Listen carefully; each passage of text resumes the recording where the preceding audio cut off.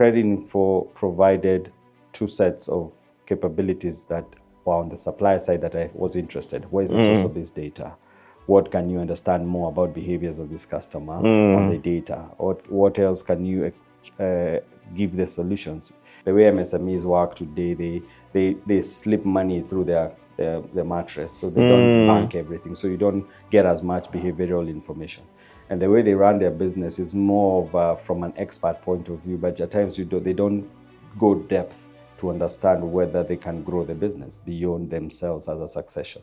One of the things I have seen the financial teams, financial industry struggling is how do they deal with a customer who's a thin file client.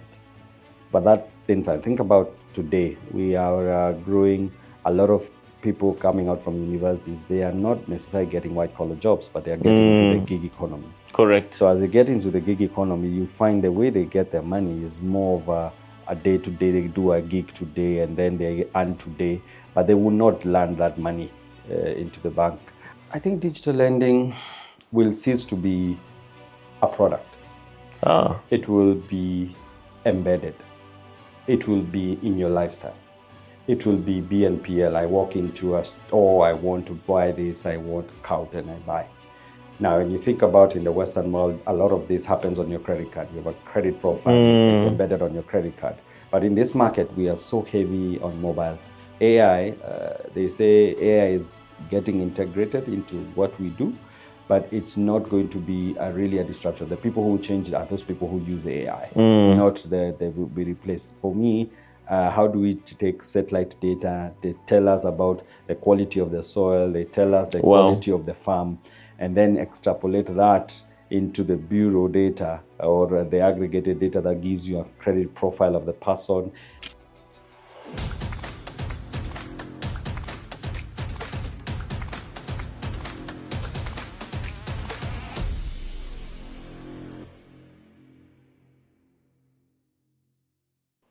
Good morning, good afternoon, and good evening, and welcome to another edition of the Pure Digital Passion Podcast with me, Moses Kebibaro. My guest today is Michael Nyaga, who is currently serving as the regional consultant for East and Southern Africa at Creditinfo Kenya. He has over 2 decades of experience leading digital lending innovations at top-tier banks such as Equity Bank Group and also I&M Bank. Thank you for joining us, Michael. Thank you, Moses. How are you? I'm good. How are you? Good. Good to have you on the pod finally. Thank you very much. Looking forward for the conversation. So, Michael, you have a long experience and there's many things that you've done across financial services. But I'd like you maybe to give us a bit of flavor, your origin story, so to speak, your background and how you ended up here at Creditinfo. So my background, I started as a teller. Oh, really? In I a was bank? a bank teller, and that was about 2003, sometime in August. Got trained as an economist, a financial guy, then got into banking, and I was this very excited guy. But then what I got into was where I worked was not very well structured in terms of how you go about business, but then evolved in it. I found myself into credit 6 months later. And what I was doing there was largely about financing in the rural setup. So I started my career in Kerugoya branch. Wow. Out of Nairobi. I had never gone beyond Thika. No way. So Until that point. I was very scared and I was wondering, okay, where am I going? But then that's where my career started. I started at Equity Building Society then. So ground up, went up the ranks and ended up in my last assignment as the group head of bureau for Equity. But along the way, what really changed me is getting into the consumer banking space. And in the consumer banking space, it was very manual. A lot of transformation happened. Got into when computerization was happening in the organization, and then did a lot of manual work in terms of how customers used to borrow. But then it started triggering to me, okay, you're starting to attract a very young population. You think you want to scale, but then your processes are extremely manual. In the process, I got assigned a role where we needed to decongest our branches. And I remember one branch I went to, 2 branches actually. I went to Naivasha branch and I went to Eldoret branch. And when you walked in there, it was dark. not dark because the structure was wrong, but the people in there The number made of the humans place, there. the number of humans. Wow. So that made me think, okay, let's think about why do customers walk into the branch? What do they do? Okay, yes, they want to do cash in, cash out, but then there's on the credit side, which was my space, I realized that they wanted to borrow what do we call overdrafts, short-term overdrafts. When the salary is coming in, they want to get paid. So Naivasha, because of the flower farms, Eldoret also because there was a lot of transition into rural and urban migration into Eldoret, and there was a lot of that. So my first transition into digitization was to automate access to the product on the ATM, because that's the only digital platform we had at the time. This is all pre-M-Pesa and all that stuff. Pre-M-Pesa. So we got in there, and from the time we launched into the 2 months later, branches started becoming brighter because people are not the humans are now at the ATM. Yeah. Okay. And then fast forward, then we came into 2014, 2013 when we launched the first MVNO platform, and that's where now we got the SIM card to now get customers' credentials. And now customers started using the phone other than going to the ATM. And then there was a transition from the ATM into the mobile. And to me, that was a transformation to lending. And that's how I got into the digitization space, but from consumer banking into technology. I've never you moved done from really the manual and gradually tech all the way across. Yeah? Correct. But all of this was ultimately driven around making credit available. Correct. We had a very rudimental way of assigning limits, policy rules. Before even we started talking about credit scoring coming in there, but there were just rules. Okay, how many times you get paid? How consistent is your salary? When was the last payment you got? What is the value? Then you assign a limit and put it at static for about 2-3 months. But then there was no behavioral in terms of changes that can happen. So there was some level of credit risk that you are still accommodating. But the volumes and the kind of revenue outweighed the risks. And that's how I started seeing this potential in growing into that space. Wow. Yeah. So you got into the technology side and all these things pretty much by the fact that there was this evolution of how credit was actually handled. Exactly. And I think that opened doors to largely financial inclusion, because then we started segmenting clients into, you have customers who are they are paid twice a month. There are those ones who are paid once a month. There are those ones who are paid contracts for 3 months. How do you think? So then we started getting into credit scoring in a rudimental way to try get some level of behavioral understanding of these customers and give them longer. The lending was still very short term, 1 month, 1 month, 1 month. Others, then we started going into 14 days loans and the like. And then by the time I was leaving, I think we were doing about 10 billion shillings in Kenya every month. That was it. Then an opportunity opened up to go and set up retail banking for I&M. So tell me about your time at I&M and what it is that you did there. So I&M is predominantly a corporate bank, was a predominant corporate bank, but before 2000 and, sorry about that, and before 2022, because that's when I went into that. And getting into the space, what they wanted to do is to create a retail bank, but because they don't have the footprint like a retail bank has, they wanted to automate it. Okay. So the origination has to be automated, decisioning has to be automated, and that allowed us to create that space. So I got into there, created the framework for them, created the first product. I think we were in ground up in 7 months, we're into market. And that changed. With that time I got in there, the transition, the lending decision was 2 weeks. Wow. To get a personal loan. Okay. That transitioned into 10 minutes. Wow.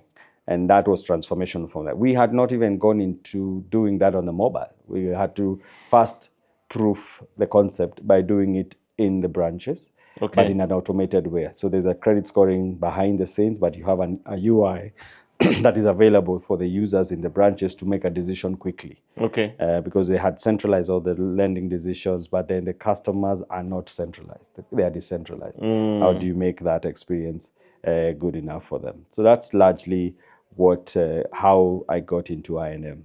Okay. But then Later on, the opportunity to serve the group in equity came about, and I went back. You boomeranged.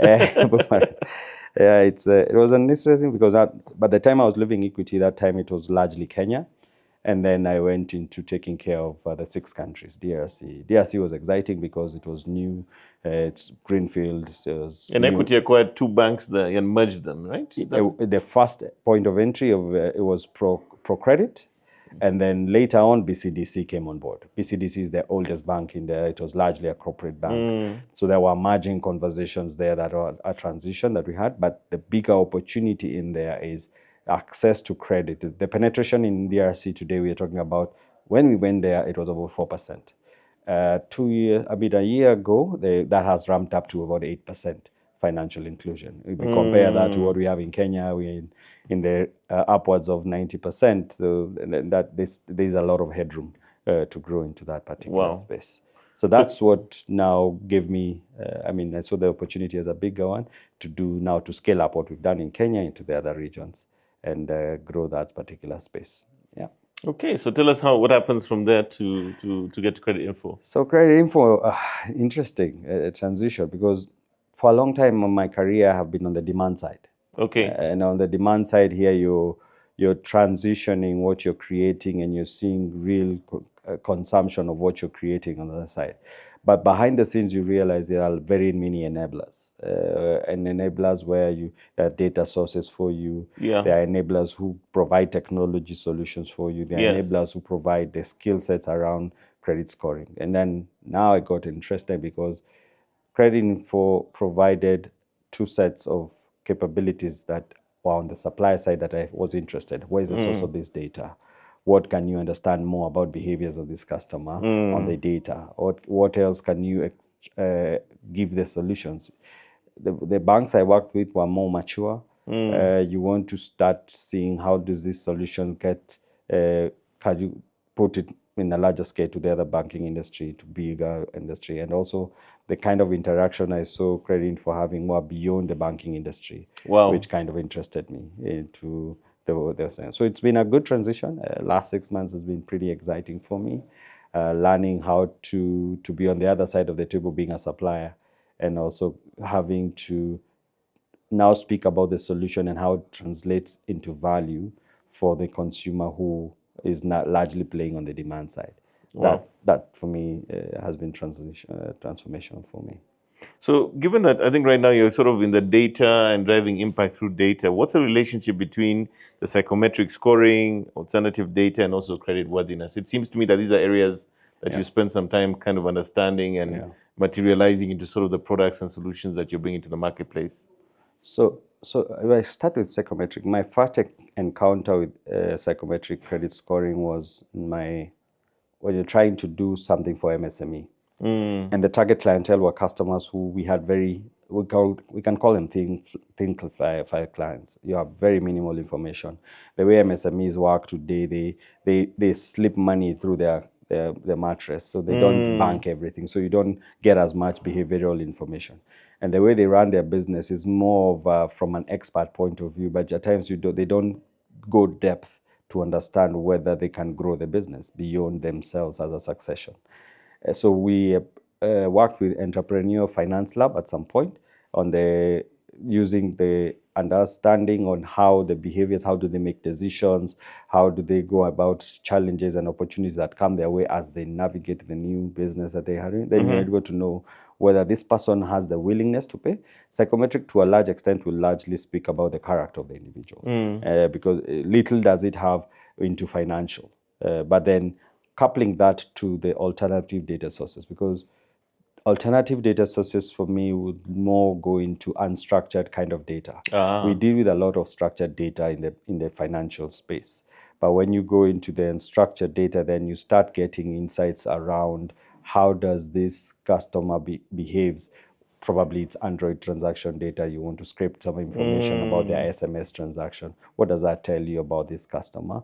They will tell you now about their ability, but how do you couple that together with the willingness to pay? Today, you have many people who have ability to pay, but they don't want to pay. in some various corners that we have that. So you want to couple that, especially when you're dealing with MSMEs, they tend to want to move to another opportunity that they see that takes away the capital away from the business.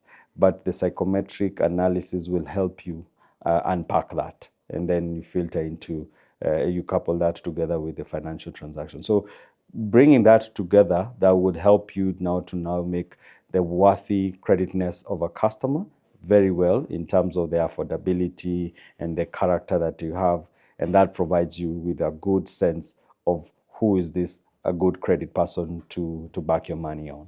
And that to me is what I would see as an opportunity for us. Even as we get into data sources that provides that, then we aggregate that with the bureau data that we have, that provides a very wholesome view of our customer, a 360 view, and provide them that. So going on from that point, therefore, how does Creditinfo use this information, this data and the insights to enable financial inclusion in the marketplace as far as your services are concerned? One of the things I have seen the financial teams, financial industry struggling is how do they deal with a customer who's a thin file client? But that thin file, think about today, we are growing a lot of people coming out from universities. They are not necessarily getting white collar jobs, but they are getting into the gig economy. Correct. So as they get into the gig economy, you find the way they get their money is more of a day to day. They do a gig today and then they earn today, but they will not land that money into the bank. Yeah. But when you engage with them and you give them some of these tools, then you're able to see their financial transactions that come through their mobile phones that are good to have. You will start seeing transactions of how they handle their money and how do they take the short-term credit and pay. Yeah. If you couple that and have a unified view of these customers from the data that is submitted to the bureau, that provides a very good entry point to another lender who wants to attract this customer, call it like a bridging financing. Correct. And bring them. It's like you're front loading a lot of the information that they never had into their space and they're able to lend to them. So that to me is what I see as more impactful for the financial industry, getting them to see the other side of what information they don't have. They only see what is within their ecosystem. Okay. How do we showcase to them that these solutions that we create based on the information that is submitted to us helps them to add value into their particular space? And that is what I find more impactful from a Creditinfo point of view to any lender that will be speaking to in their boardrooms, in their conversations with their RMs, and transitioning that.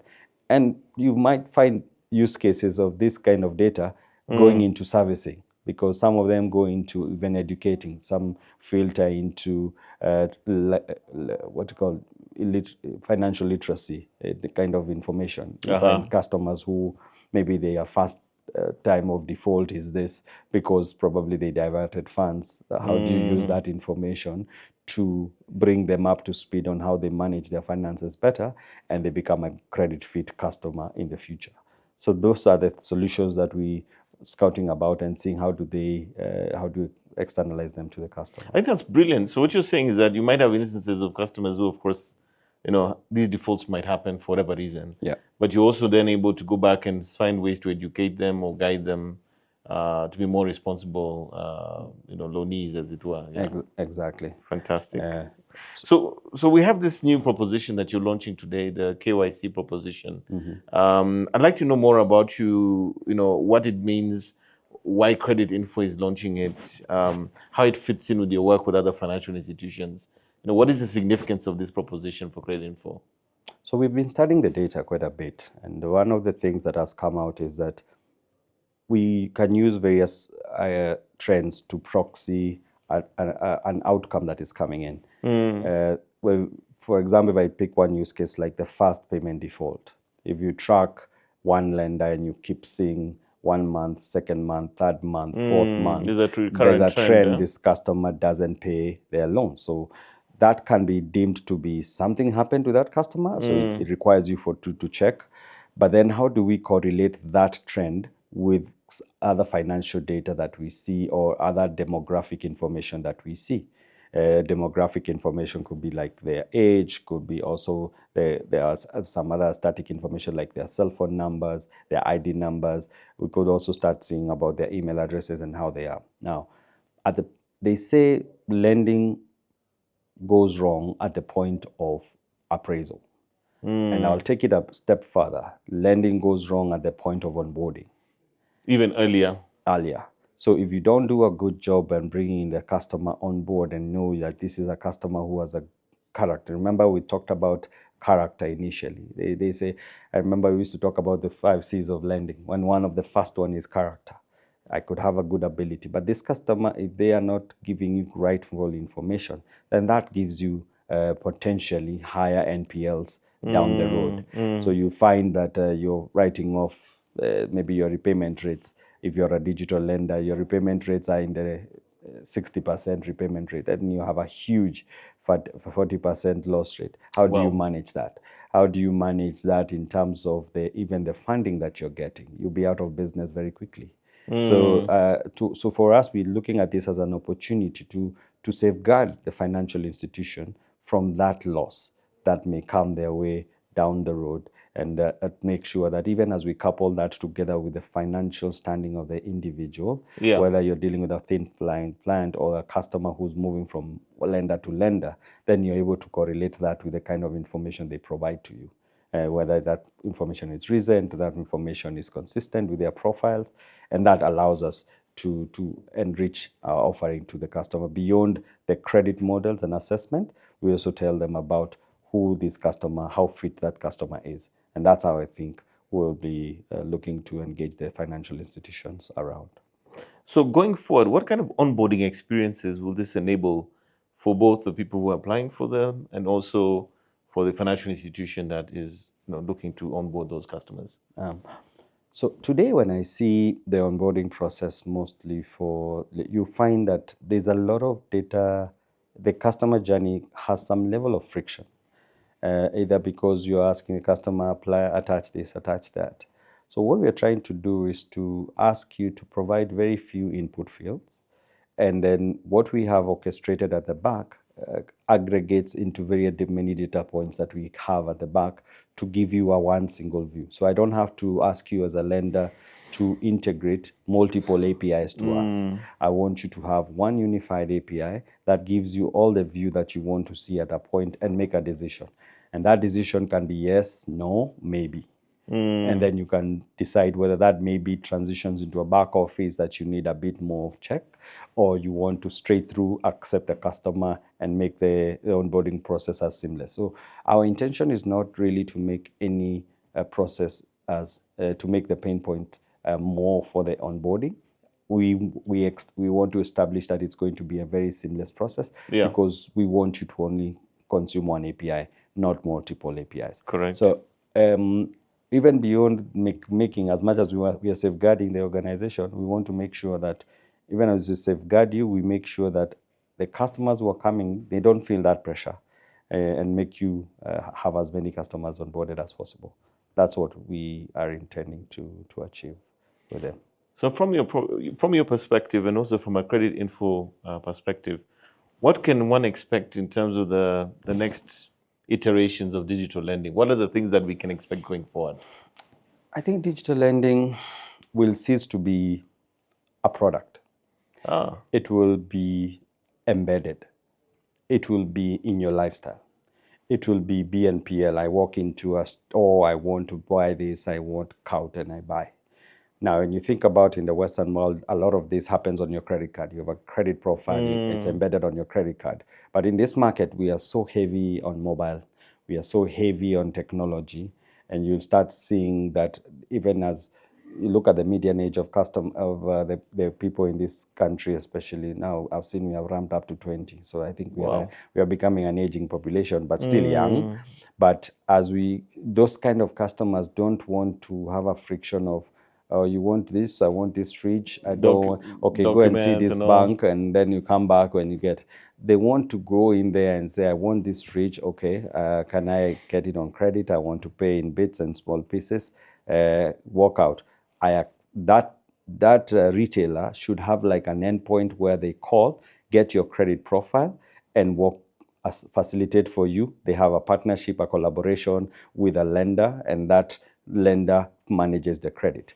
But you as a as a retailer facilitates the sale for you, and you go. So you have an auto pay kind of capability to pay to the retailer, but the lender stays with the account. So for me, I see lending should now start focusing on people who do not want to have an interruption of their lifestyle. I used to have a mantra that says, "Bank is where what you do, not where you go." So the lending also should not be where you go; it's what you do, because you do it every single day seamlessly.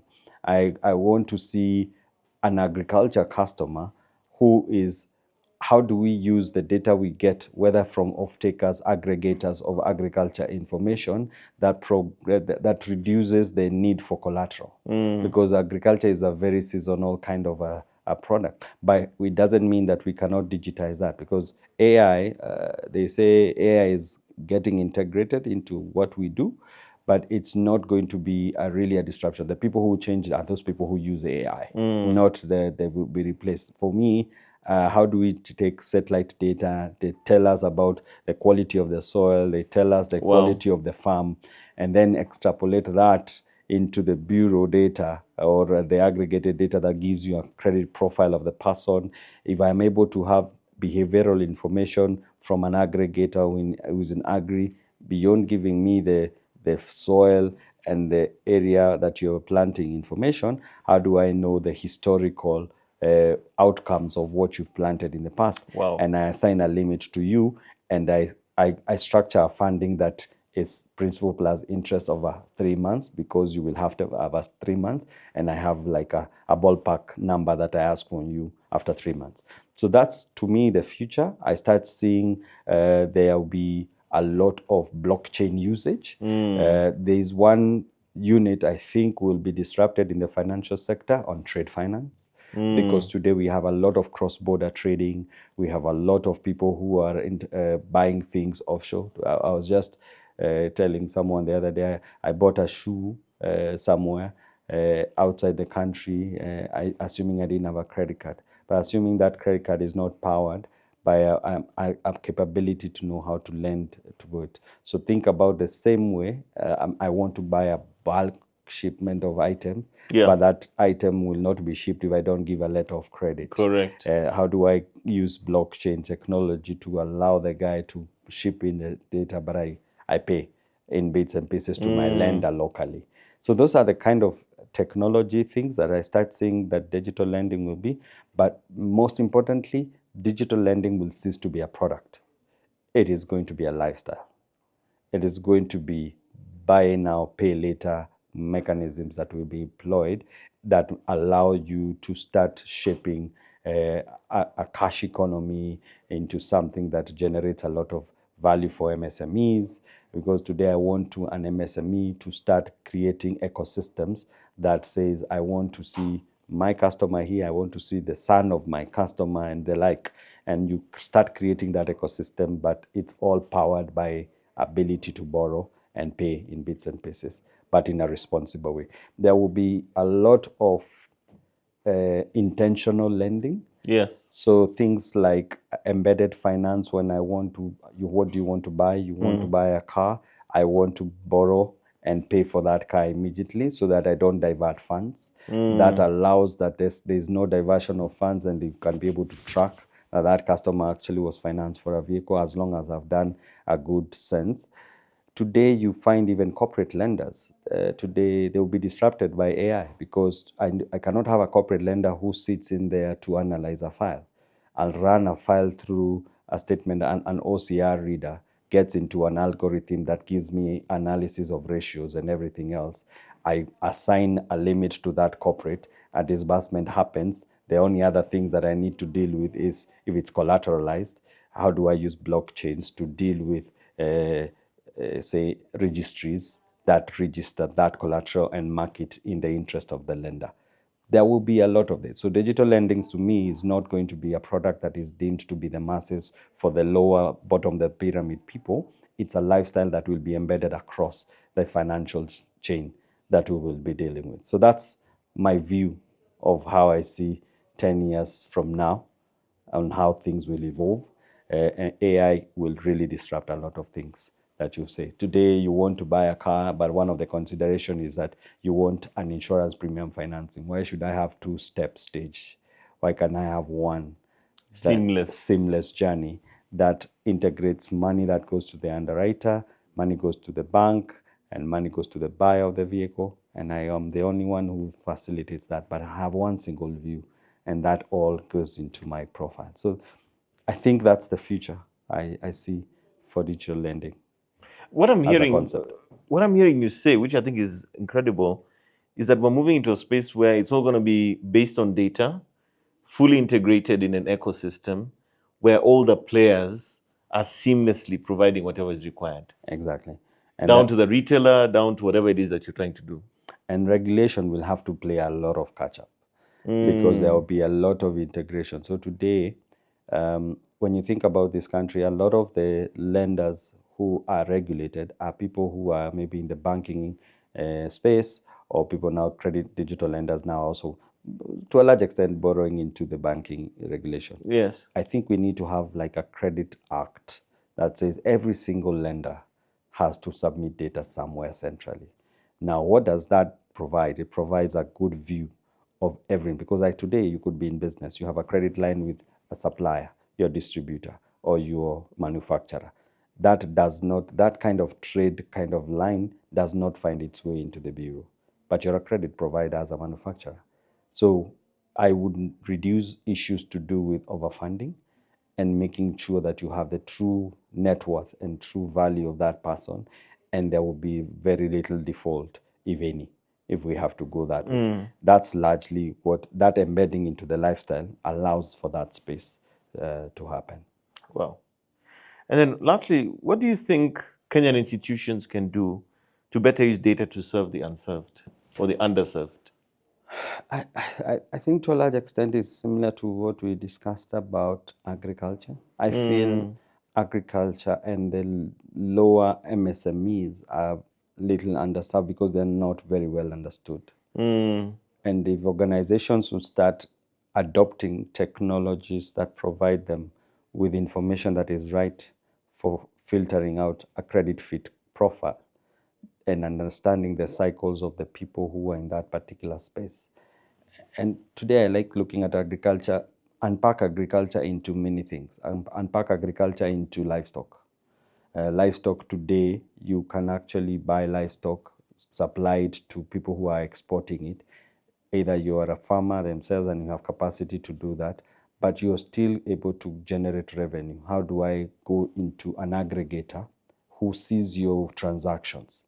And I'm able to filter that information, and I'm able to make a lending decision for you, automate it, and make it easy for you to access any funding. Maybe probably it depends on what role I'm playing in that particular space. Either I'm the manufacturer of that whatever, or I am the person who is a middleman. Okay. If I'm the middleman, I need financing to go and buy. Yes. That, because probably I have access to capital, I have transport in my space. I can be able to make sure this guy keeps producing more as I keep transferring to my external market. So for me, I think what we need to have is a situation where the data that the financiers use is allowing to get people who are largely outside the financial space. Yeah. And also people who are in agri, especially value chains like I am doing avocados, I'm doing potatoes. How do I understand your cycles? What kind of kilos do you produce? How do I make sure that comes out into a lending of farm input? But I structure your financing in a way that is very centric to how your cycles are. Today you have MSMEs who are doing businesses, but they borrow from a shop. But that shop is carrying a load that doesn't belong to them. The financing needs to go to the lender. How do I empower the lender to have access to this data of what happens in that trading space and provide lending to the people who keep coming back to them? And for him, he offloads that capital and does more. And then leave the retailer to keep selling to the end consumer and paying back his debt and keep the cycle going. That filters a lot of manufacturing, filters a lot of the value chain that you have to display. And that's how banks should start using data more than a gut feel kind of. And it saves them a lot of cost, because you will deal with aggregators that, as opposed to chasing one individual permit. And that allows you to even scale your level of funding. Fantastic. Michael, thank you so much for this conversation. I think the way you've unpacked some of these insights, especially like the agriculture one, I love it. And also the way you pointed out that it's not going to be a product, it's going to be a lifestyle. It is. I think that is really impressive in terms of, I'm so excited about what sort of possibilities that will open up for the marketplace. Yeah. And thank you so much for being on the podcast. Thank you for having me, Moses. I appreciate and everything that we've discussed about. Looking forward to greater partnerships. Excellent. Thank you. So there you have it. Michael has really, I think, taken a lot of time here to really unpack the scenario as far as what Creditinfo is launching today in terms of their new KYC product, but also I think giving us newer perspectives or different perspectives around how the whole credit space is playing out based on his long history, but also going forward, what this might look like in the future for all the different stakeholders. Thank you for joining us for this conversation, and we definitely hope to catch you in the next one.